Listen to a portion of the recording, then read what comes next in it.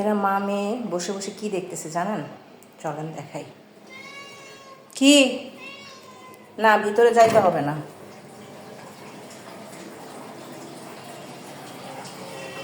এখানে বসে বসে খালা মাছ কাটতেছে। এই মাছের গন্ধে নিত পাগল হয়ে যেতেছে। এটা দেখার জন্য নিত দরজার বাইরে বসে রয়েছিল।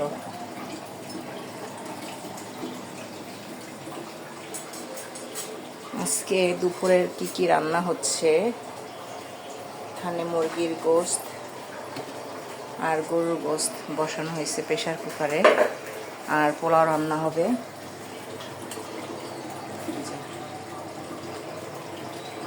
আজকে সবাই বাড়িতে, তাই পোলাও রান্না হচ্ছে।